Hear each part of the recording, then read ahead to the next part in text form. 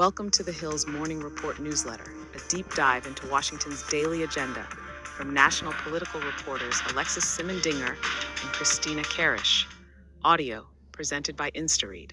The Trump administration asked the Supreme Court on Monday to immediately intercede to allow the government to lay off thousands of federal workers in a sweeping plan that was blocked by a district court judge.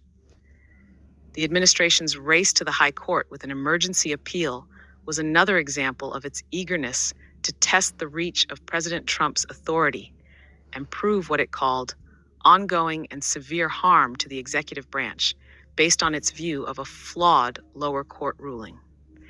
The idea that the government requires congressional authorization to carry out personnel decisions in agencies and departments is an indefensible premise, argued U.S. Solicitor General D. John Sauer.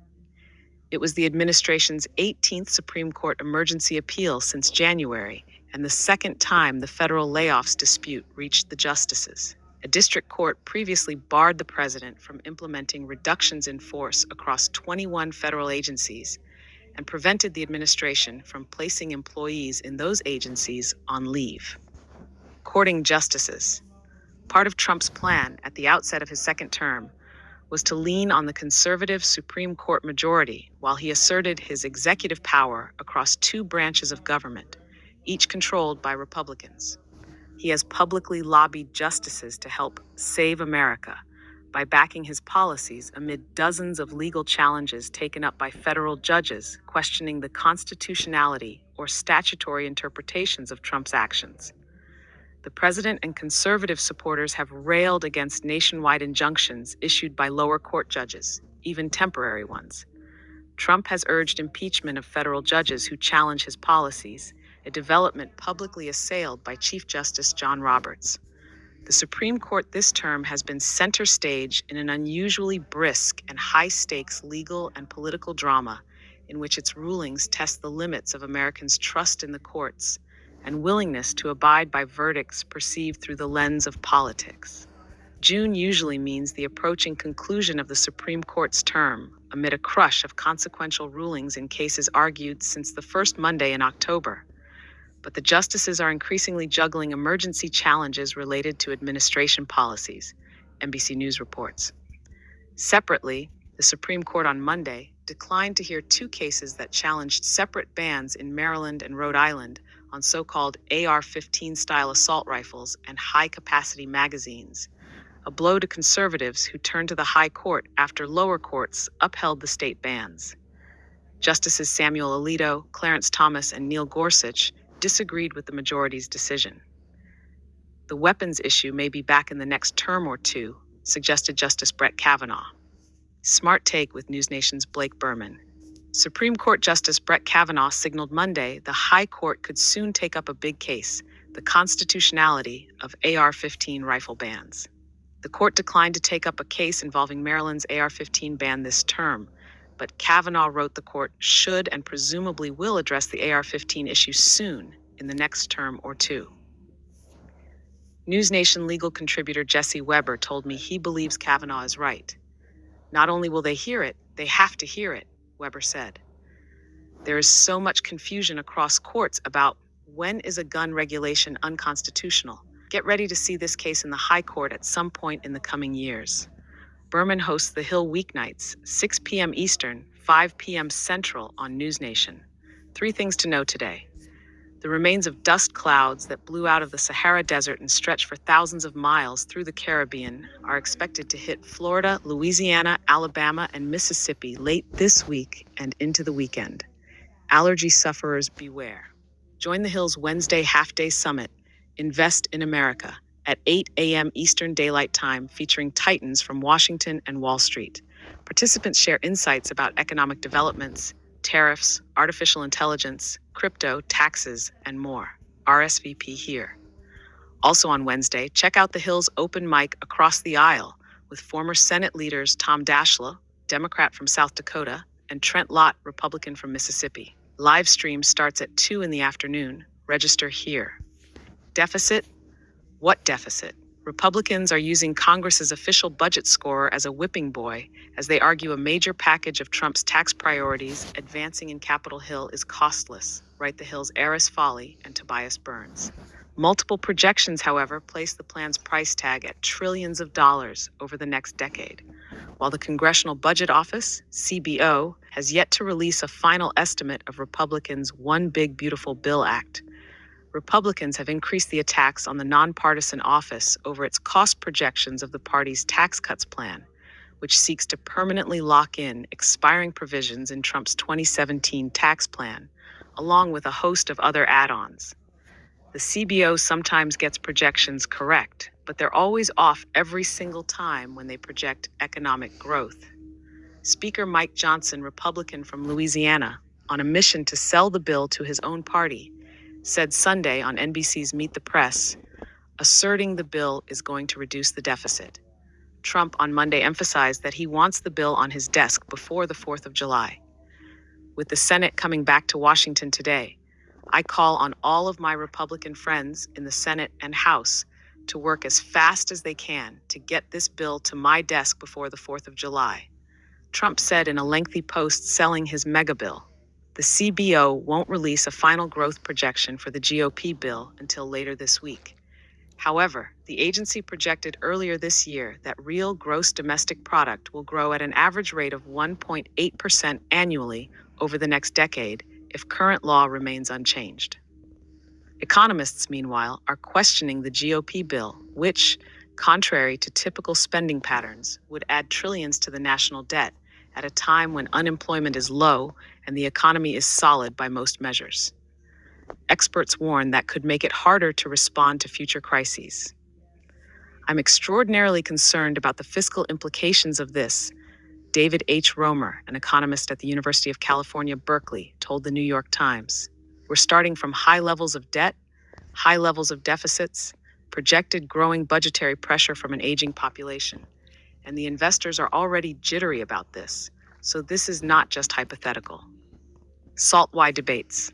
Among the most controversial provisions in the GOP megabill is the state and local tax SALT deduction cap, which has fractured the Republican conference and faces an uncertain path ahead in the Senate.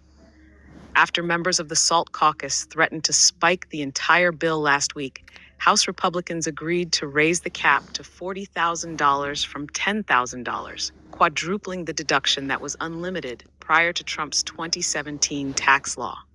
On the surface, writes The Hill's Burns, the SALT cap is controversial because it's a tax break that benefits wealthier Americans in more affluent coastal states. However, those richer states tend to pay more in federal taxes than they get back in public services, effectively making them subsidizers of the poorer, typically Republican states that are seeking to make them pay higher taxes. Here's what's happening today. The House will convene at noon. The Senate today will meet at 10 a.m. The president has no public events on his schedule as of this morning, pushing out the old guard. A growing number of young Democrats have launched primary bids against the party's older members in recent months, underscoring the generational tensions that burst into the open following former Vice President Kamala Harris's defeat in November. Former House Majority Leader Steny Hoyer, Democrat from Maryland, this week drew a primary challenger 50 years his junior in Harry Jaron, who cast the long-serving lawmaker as representative of a bygone era. He follows a number of other young candidates who have filed to run or formally launched primary bids against veteran Democratic lawmakers. The Hill's Julia Muller reports the trend comes amid renewed anxiety within the party over the issue of age, a development spurred by new revelations about Biden and the recent deaths of a number of older House members. 6 members of Congress have died in the last 16 months, and all of them were Democrats over age 65, Jaron told The Hill. So, I don't see how you can look at the situation and not say, hey, we have a serious problem. Immigration. Trump and his administration are leaning into immigration and Biden's border policies in the wake of an attack in Boulder, Colorado, that targeted a pro-Israel gathering. Trump's response to the attack so far has been to largely blame his predecessor, calling out Biden for what he deems a ridiculous open border policy. The suspect, Mohammed Solomon, has been charged with a federal hate crime after he allegedly yelled "Free Palestine" as he was attacking the group, injuring multiple people with Molotov cocktails. Some Jewish groups, as well as lawmakers, are criticizing the Trump White House's response, saying it doesn't focus enough on preventing anti-Semitic attacks in the U.S., especially as Jewish Americans increasingly become targets as the war between Israel and Hamas wages on. Hello, goodbye. Ukraine and Russia's Monday negotiations in Istanbul proved to be brief. The two sides agreed on a prisoner exchange and little else. Ukrainian Defense Minister Rustem Umerov said Russia did not agree to an unconditional truce, Kiev's central demand, or a bilateral meeting between the two countries' leaders. Expectations were low before the talks started, as both sides remain deeply divided on how to end the war that has been raging since Russia launched its full-scale invasion of Ukraine in 2022. Meanwhile, the effects of Ukraine's weekend barrage of drone attacks on Russia's bomber fleet, nicknamed Operation Spiderweb and planned over the course of 18 months, is still becoming clear. Ukraine was able to plant drones on Russian soil just miles away from military bases, and on Sunday attack 5 different regions in Russia. Ukrainian President Volodymyr Zelensky said 40 Russian aircraft, or 34% of Moscow's strategic cruise missile carriers, were hit. Ukraine's security service, the SBU, put the estimated cost to the Kremlin at $7 billion. Iran, contradicting public statements from top administration officials, the nuclear deal proposal the U.S. presented to Iran on Saturday would allow limited low-level uranium enrichment for a to-be-determined period of time, Axios reports. Both White House envoy Steve Witkoff and Secretary of State Marco Rubio said publicly that the U.S. will not allow Iran to enrich uranium and will demand Tehran fully dismantle its nuclear facilities. But the draft proposal shows far more flexibility on both points. Under our potential agreement, we will not allow any enrichment of uranium. Trump wrote on social media on Monday. Addressing the seeming contradiction, a White House official said Trump was speaking the cold, hard truth. Meanwhile, Iranian, Egyptian, and United Nations leaders met in Cairo on Monday to discuss Iran's nuclear program, after a report from the UN Nuclear Watchdog Agency said Iran is further increasing its stockpile of enriched uranium. The closer. And finally, do your cats really know you? Whether your feline friends have insight into your hopes and dreams is debatable, but a new study suggests that they can identify a specific thing about you, your scent. The study, published in the journal PLOS1, established that cats respond differently to the scents of their owners than to the odors of strangers. The findings, derived from smell tests with 30 cats, suggest your four-legged friend knows what you smell like, in addition to what you look and sound like. Carlos Siracusa, an associate professor of animal behavior at the University of Pennsylvania School of Veterinary Medicine, who was not involved with the study, told the New York Times the logistical feat of designing a study protocol deemed acceptable by its feline participants was remarkable. I really commend this group of scientists for being successful in engaging 30 cats in doing this stuff, Siracusa said. Most cats want nothing to do with your research. That's it for today. If you'd to sign up for more newsletters from The Hill, visit thehill.com/sign-up. See you next time.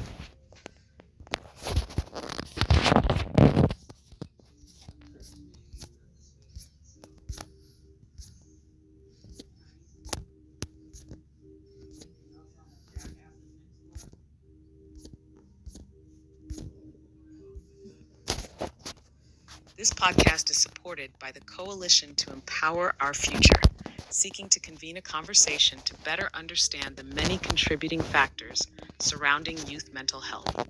Learn more at empowerourfuturecoalition.com. Welcome.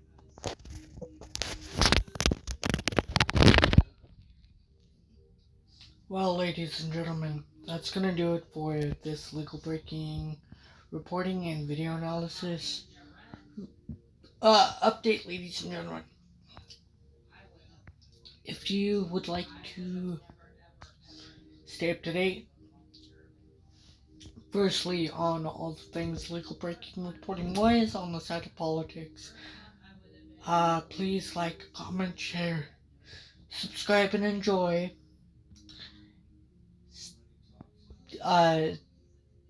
Secondly, if you want to make sure that you're always up to date on all the things, legal breaking, reporting wise on the side of politics, please hit the bell icon as well as the all notifications option. The bell icon is located directly beneath the screen here on the right hand side of the subscribe button. Thirdly, ladies and gentlemen, if you want to make sure you're always up to date on all the things legal breaking, reporting wise on the side of politics, please subscribe to me on my social medias that'll be linked down below in the video description. I'm on Instagram, Snapchat, Threads, as well as Instagram. Fourthly, ladies and gentlemen, please help me reach and achieve the goal of 170 plus subscribers. The reason why I am saying 170 plus subscribers is because right after we reach and achieve the goal of 170 subscribers, we have more subscribers to reach and achieve. Right after we reach and achieve the goal of 170 subscribers.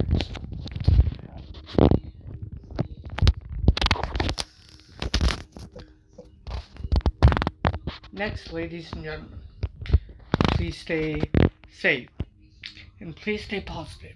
Even though, unfortunately, I know it's hard for the majority of you at times, unfortunately, during these unfortunate illegal induced darkness times caused by the illegal, unconstitutional Trump administration, Trump regime, and know that justice will prevail eventually correctly on the correct side of the law despite Donald Trump and his illegal, unconstitutional regime and administration's illegal, unconstitutional executive orders, actions, and illegal behaviors. And always look for the points of light in today's unfortunate induced darkness caused by the illegal, unconstitutional Trump administration, Trump regime. Until my next legal breaking reporting and video analysis update, ladies and gentlemen, I look forward to talking to you guys in my next legal breaking reporting and video analysis update this evening.